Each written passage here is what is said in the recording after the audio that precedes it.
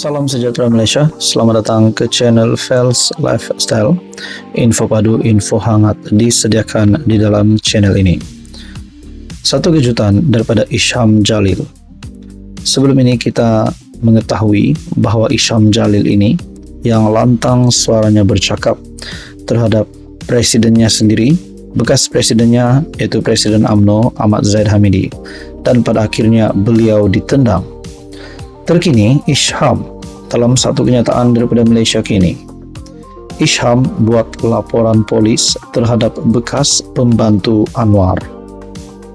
Berita sepenuhnya, bekas Ketua Penerangan UMNO Isham Jalil membuat laporan polis terhadap Farhash Wafa Salvador berhubung dakwaan pelaburan hampir RM40 juta di sebuah syarikat yang disenarai pendek untuk kontrak kerajaan.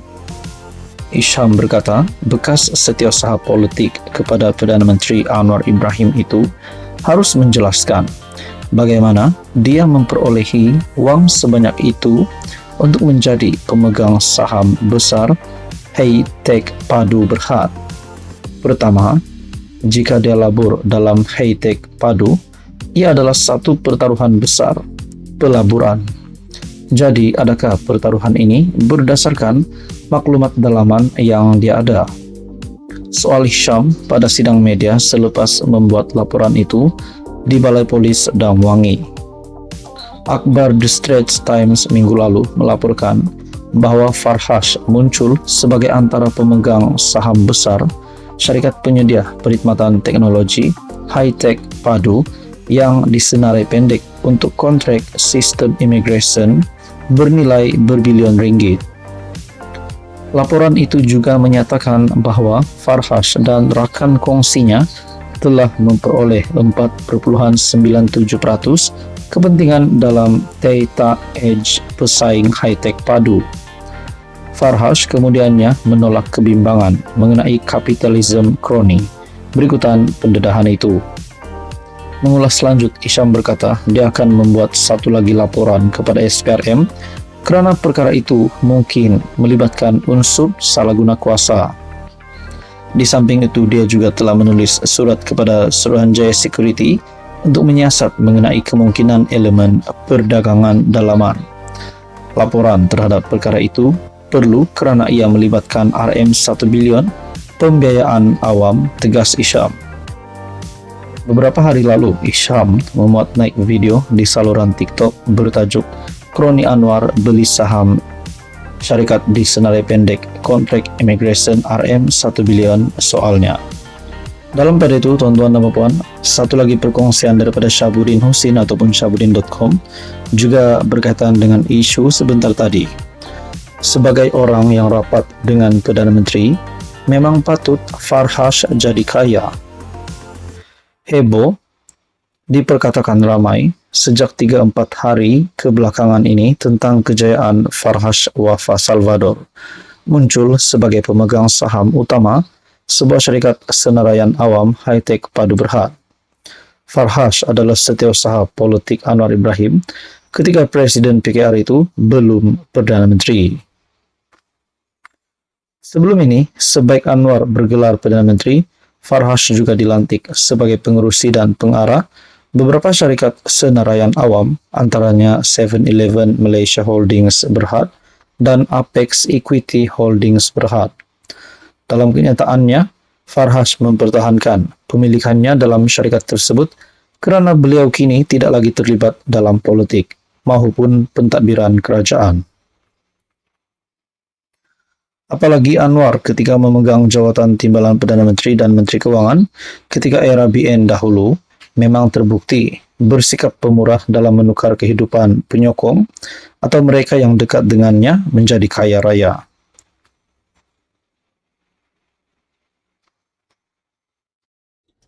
Halo semua, salam sejahtera Malaysia. Selamat datang ke channel Fels Lifestyle.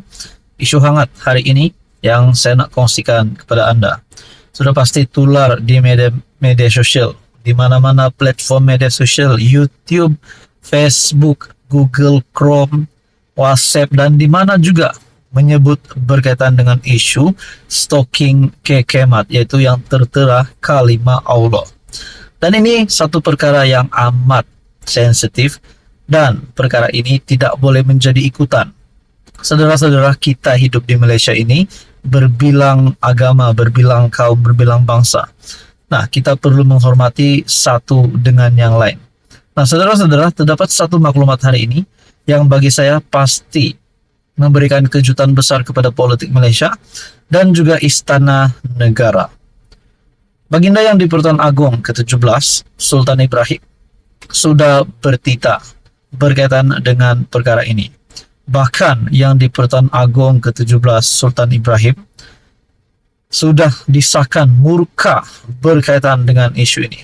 Nah, terdapat satu lagi kejutan, terdapat satu dapatan ataupun maklumat yang saya lihat daripada harapandaily.com bertarik 19 Mac. Penghinaan kepada raja-raja dibuat secara terancang. Isu penjualan stalking tertera kalimah Allah dilihat cuba diambil kesempatan oleh pihak tertentu dengan melakukan penghinaan secara terancang kepada raja-raja. Tersebar banyak hantaran di Facebook daripada pengguna berbeza yang menggunakan ungkapan sama susulan kes yang disiasat polis, membabitkan penjualan stalking itu di kedai serbaneka kekemat di Sunway Selangor. Bila jadi isu kekemat ni, baru aku sedar kat Malaysia ni hina raja sultan lebih sensitif di mata pemimpin berbanding hina Allah dan Islam ya, kata kenyataan itu. Seperti yang saya akan kongsikan di dalam video ini juga. Ungkapan tersebut dikenal pasti muncul dalam sejumlah akaun pengguna Facebook dengan sedikit perubahan pada beberapa perkataan tertentu. Perubahan itu seperti kita bagi menggantikan aku dan hina kepada sentuh isu.